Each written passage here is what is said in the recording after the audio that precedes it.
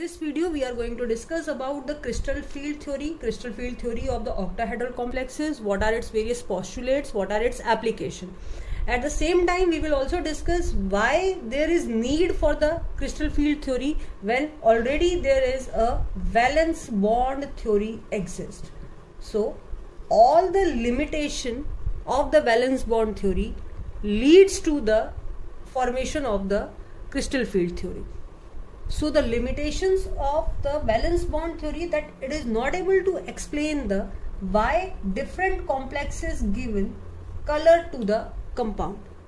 VBT theory not able to explain the color of the compound. Second important point, it is not able to distinguish between the weak and strong field ligand. This theory, VBT theory, has not given any reason why a weak field exists or why the strong field exists, and at the same time the magnetic moment of many of the compound is contradictory to the given reference value. That is, we can say that magnetic moment do not coincide with the calculated value, so there is some difference between the experimental value and the observation value.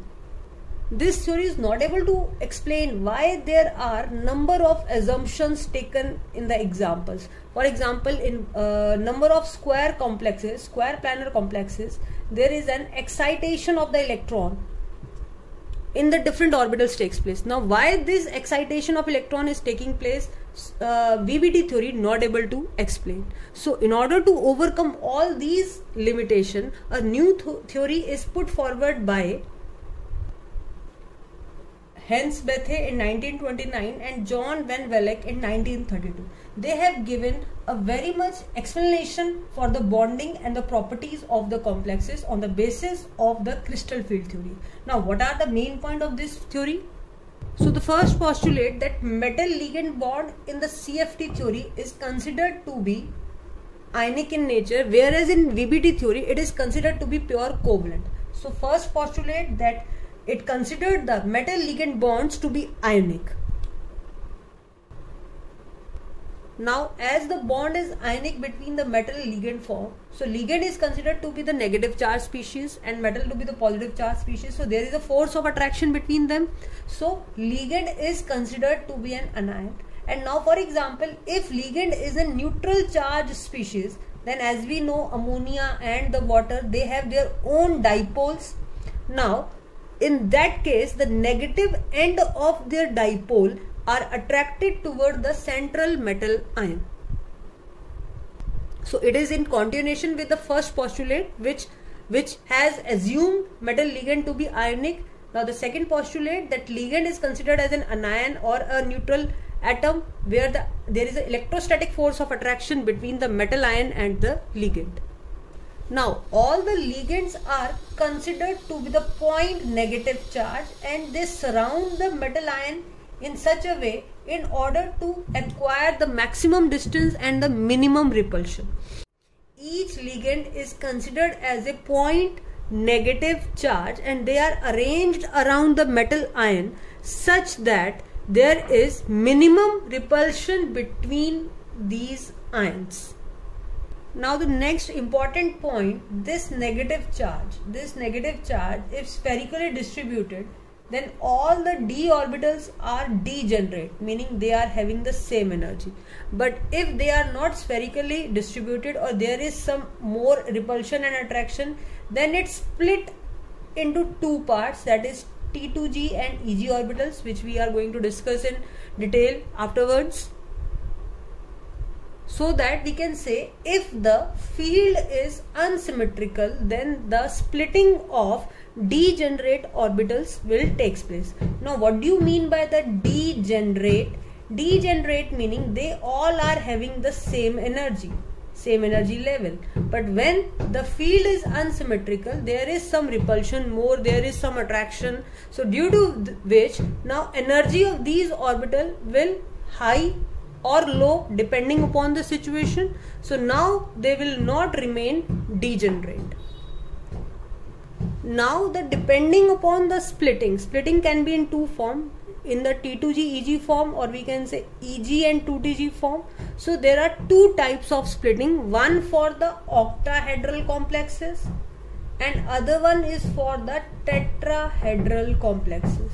So we will discuss step by step each type of splitting. First of all, we will discuss the octahedral splitting.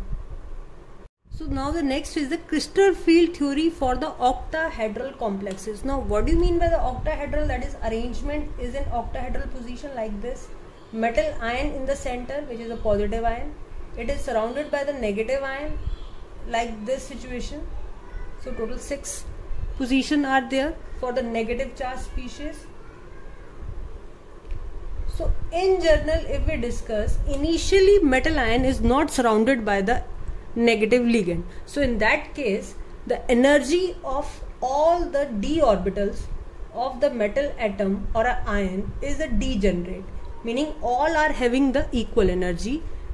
These are xy, yz, zx, x square minus y square and z square. So as soon as the negative charge surround this metal ion, it can be two possibility that all the negative charge is symmetrically surround the metal ion. So because of this, the energy of all the d orbital rises to the same level. Still it is degenerate, meaning all are having the equal amount of energy. But if this ligand approaches the metal ion, now it can approach the metal ion in two ways.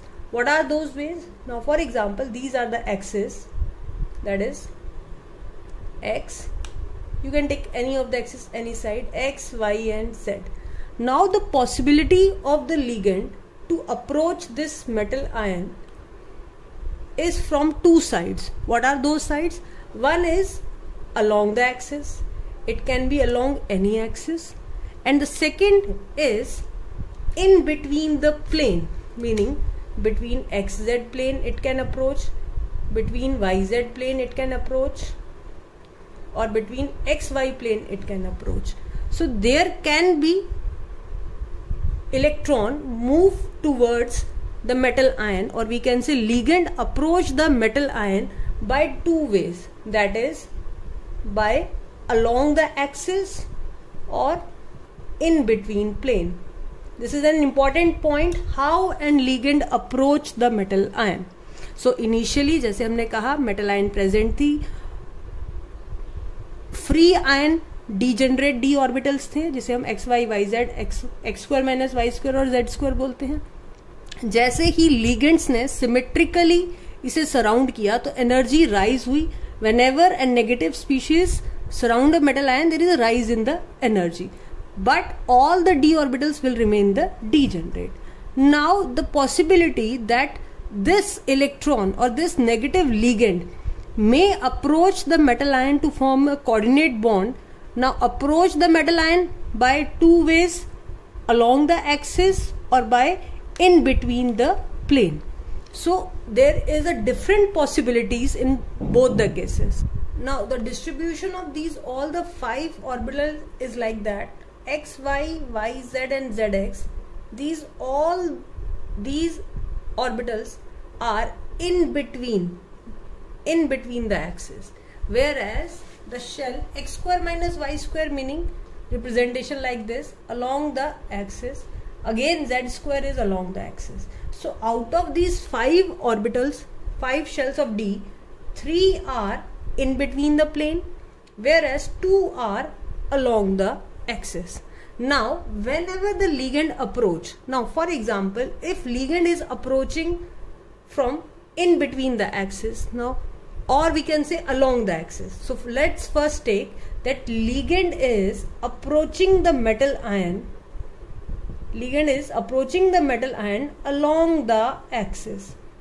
Now in this case, the maximum repulsion is with these 2 orbitals, because negative charge is coming along the axis and its orbital is also along the axis, these 2 orbitals. So they will experience the maximum repulsion, due to which now they do not remain degenerate, even they split into 2 parts. Now what is that 2 part? That these two will rise in energy. These are x square minus y square and z square. So these two will rise with energy x square minus y square z square, whereas these three, that is xy, yz, zx, experience a less repulsion. So now their energy will lowers down. xy, yz, zx. This is the barycenter, which is considered to be the 0. So by the amount it is rise up, with the same amount it lowers down. So overall energy will remain the constant, but yes, there is now no degeneracy, meaning these degenerate orbitals now split into two sections. One is the Eg orbital, here it is two T2G orbitals. In Eg case, two orbitals are degenerate. In T2G case, there are three orbitals which are degenerate. This splitting of d orbitals into T2G and Eg is known as crystal field splitting. Now this overall gap between the two is represented as a delta naught, that is crystal field splitting energy, CFSE, and this is the barycenter, BARI, barycenter, and this amount is 0.6 of delta naught, and this is minus of 0.4 of delta naught. This is an important point. So again I am repeating, there are two types of orbitals in case of D. Two are along the axis and three are in between axis. That is, this is xy plane, this is yz plane, so it will be dyz. This is, we can say, zx plane, so this will be dzx. So these three d orbitals are in between the plane, whereas this one dx square minus y square is along x and y axis, dz square is along z axis. So these are along the axis, these are in between plane. So initially there is a metal ion. जब वो अपनी free state में था, उसके आगे around कोई भी electron revolve नहीं कर रहा था, एक स्फेरिकल सिमेट्री थी, तो उसकी डी ऑर्बिटल्स थी जिन्हें हम डीजेनरेट ऑर्बिटल्स बोलते हैं. This is the D orbitals. Total 5 orbitals, 1 2 3 4 5, 1 2 3 4 and 5.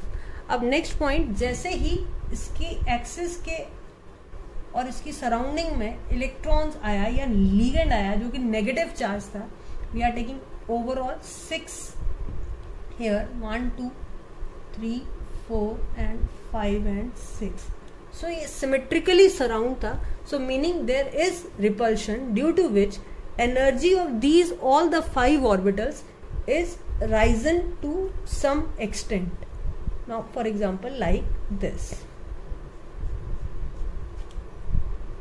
So now the next condition, when an ligand approach the metal ion, it can approach from two possible way, that is in between the plane or along the axis. So whenever ligand approach the metal ion along the axis, approach हुआ metal ion की तरफ along the axis, तो सबसे ज्यादा repulsion किस case में होगी? dx square minus y square or z square. So now the orbital do not remain degenerate. Now two of its orbital will rise in energy, and these two orbitals are x square minus y square and this is z square. Similarly, the rest of the three will have a lower energy because they feel the less repulsion because they are in between the plane, and incoming ligand approaches with a less repulsion, hence their energy decreased down. So overall this imaginary line is the barycenter where delta naught is 0, or we can say barycenter. And what is increase of energy of these Eg orbitals is by 0.6 delta naught and decrease by minus of 0.4 of delta naught, and this delta naught is known as crystal field splitting energy. So this is the representation, d orbitals, then split into T2g and Eg, decrease by minus 0.4 of delta naught. Delta naught is known as crystal field splitting energy, or we can say crystal field stabilization energy.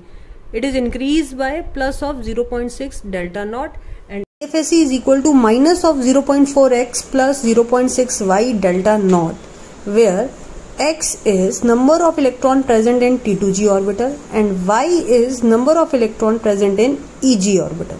More important point, that the splitting of this d orbital is actually depends upon the strength of the ligand, meaning if stronger the ligand, then larger will be the gap. If weaker the ligand, then gap will be less. So this is the arrangement of ligand in increasing order of their delta naught, which means that CO has the maximum splitting energy, whereas I minus, or we can say halogens, have the minimum splitting energy, or they are considered as a weak ligand, and CO and CN is considered as a strong ligand. So this arrangement of ligand in order of their CFSE, that is delta naught value, is known as a spectrochemical series. The ligand with the small delta naught value considered as a weak field ligand, which have a small delta naught value, whereas the ligand which have a very high delta naught value will be considered as a strong field ligand. So these end of the ligands are considered as a strong field ligand. Now we will discuss how to calculate the crystal field splitting energy for D1 to D10 case. We will write the relation and write different condition whenever there is a strong field and a weak field. What are the difference in the two arrangement? As we know, CFSE, that is crystal field splitting energy, is equal to minus of 0.4 of x plus of 0.6 of y delta naught. जैसे हमने d orbital लिया, d orbital 5 orbitals थी, 1 2 3 4 5, break हुई दो sets में, Eg and T2g.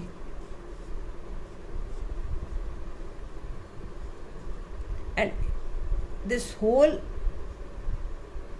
difference is delta naught. And what is the amount of delta naught which is increased here? It is by 0.6 of delta naught, and this one will be 0.4, minus 0.4 of delta naught has been decreased. So now we will calculate what happened when it is D1 arrangement. Now for example, if this arrangement is D1 meaning electron is in T2g1, this will be the arrangement. So in that case, CFSE is equal to, putting value of x equal to 1, because x is number of electron in the T2g orbital. So answer comes out to be minus 4 of delta naught, which can also be written as dq. Now if it is D2, then it can be put forward like this. So now arrangement will be T2g2.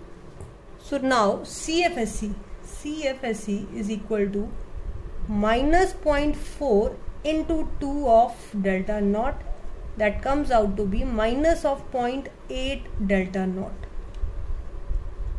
Now considered D3 configuration, then it will be T2g3. So now it will minus of 0.4, x value is 3, y value is 0 because there is no electron, so it comes out to be minus of 1.2 of delta naught. So whenever the electron is D1, D2, D3, CFSE is easy to calculate. But now when it is D4, then two situation can arise. For example, 3 तक तो यहाँ पे आ गया electron, अब 4th electron के पास option है, या तो वो T2g में रहे या ऊपर जंप कर जाए. तो वो क्या कंडीशन होगी वो हम डिस्कस करते हैं. So now when it is D4, then two condition may arise. One condition is when all the electrons, or 4 of the 4 electrons, are present in the lower orbitals. 1, 2, 3, 4. And the next case, it can be that all 3 electrons are present in the T2g orbital, and fourth one jump into this part. Now when this condition arise, अब ये कब होगा? जैसे कि अब अगर हम बात कर रहे हैं कि पेयरिंग क्यों हुई, रीजन ये गैप अगर बहुत ज्यादा होगा तो इलेक्ट्रॉन ऊपर ना जंप करके नीचे ही रह जाएगा. Meaning when delta naught is very high, then electron will not able to move into this level. So in that case electron will remain in T2G level. So अब अगर हम इसकी CFSE कैलकुलेट करें then it will be minus of 0.4 into 4, that comes out to be minus of 1.6 delta naught. और ये इस case में it is minus 0.4 into 3 plus 0.6 into 1. So now here delta naught will be minus of 1.2 plus of 0.6 comes out to be minus of 0.6 delta naught. तो ये कौन से cases होंगे? तो first one is in case of strong field ligand. Now what happened in case of strong field ligand? The splitting of energy is very much high. So very much high, the gap is very high, electron will not able to jump into the another level, hence pairing will takes place. Whereas in this case the gap is less, that is in case of weak field ligand. Electron easily jump into the EG level, hence in this case both the orbital contain the electron, hence pairing will not takes place. We can say this one is the low spin complex, whereas this one will be the high spin complex. Now the same thing will remain same for D5 configuration. Again now two option, fifth electron can come in this orbital or it jump into this. So what happened? When the gap is very high, electron will remain in the T2G orbital. When gap is less, electron easily jump into the EG orbitals. So now we will discuss different case. For example, if it is D4, then arrangement can be 1, 2, 3, 4, or it can be 1, 2, 3, 4. Similarly, if it is D5, then one is the simplest one, 1, 2, 3, 4, 5. This is T2G and this is EG1. Whereas in this case it can be 1, 2, 3, 4 and 5. Similarly, if it is D6, then it can be 1, 2, 3, 4, 5 and 6. But in this case it will be 1, 2, 3, 4, 5, 6. Now the D7 case. Here it is 1, 2, 3, 4, 5, 6, 7. Whereas in this case it will be 1, 2, 3, 4, 5, 6, 7. So now in all these cases the formula will be minus of 0.4 of x, which is present in T2G orbitals. These three are the T2G orbitals, plus of 0.6 y of delta naught is the crystal field splitting energy in all the cases, which is different. Now why it is different? Because electron number in T2G in both the cases are different. Now why this difference arises? Reason, all these cases where electron easily reaches into the EG level, reason that it is a weak field ligand, due to which delta naught is very less or a gap is very less, so that electron can easily jump into the another level. So we can say they all possess lower splitting energy, hence electron easily excited to the EG level. Whereas this all these configuration of D4, D5, D6, D7 all are of the strong field ligand. In that case there is very large gap between EG and the T2G level, due to which electron easily paired in the T2G level rather moving into the excited level. तो D7 तक तो कोई फर्क रहेगा, reason क्योंकि arrangement इनकी different है. पर जैसे ही ये D8 हुआ Now for example D8. Now, so D8 will remain same for strong field even for the weak field. If it is D9, then again it is similar for strong and weak field. If it is D10, then again it is similar for the strong field and weak field. So we can say that D1, D2, D3, D8, D9, D10, they all have a similar configuration in the weak field as well as in the strong field. Whereas D4, D5, D6 and D7 they all are having different arrangement in the strong field and the weak field case. Now, and in case of D7, for the weak field it will be 1, 2, 3, 4, 5, 6, 7, whereas strong field is like this. There is a difference. So by that we can easily calculate the delta naught using this formula, and the formula is minus of 0.4 of x plus 0.6 of y overall delta not. अब एक important point जिसमें हम compare करते हैं delta not, that is the splitting energy and the pairing energy. So whenever delta naught is very much high than the pairing energy, then pairing will takes place. That is in case of strong field ligand, जहां पे difference between delta not बहुत ज्यादा high है, तो electron अपने आप T2g orbital में ही fourth electron ऊपर ना जाके नीचे पेयर कर जाएगा. सो ये केस कब होगा? Whenever delta naught splitting energy is very much higher than the pairing energy.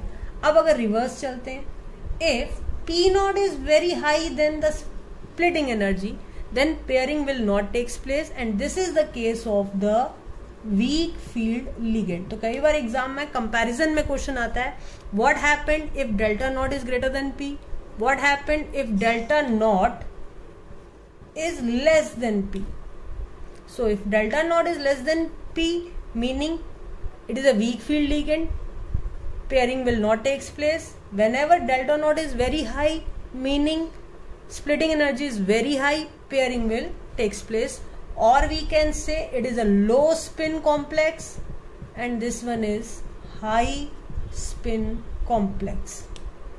And the simplest way, higher the delta naught, high ligand, that is strong field ligand. Lower the delta naught, meaning lower value, a weak field ligand. So by knowing the value of delta naught, we can easily find out which one is a high or which one is a strong. So what happened in case of octahedral complexes? Whenever there is a strong field ligand, which type of ligand? Strong field, F-I-E-L-D, strong field ligand, then it is having high delta naught.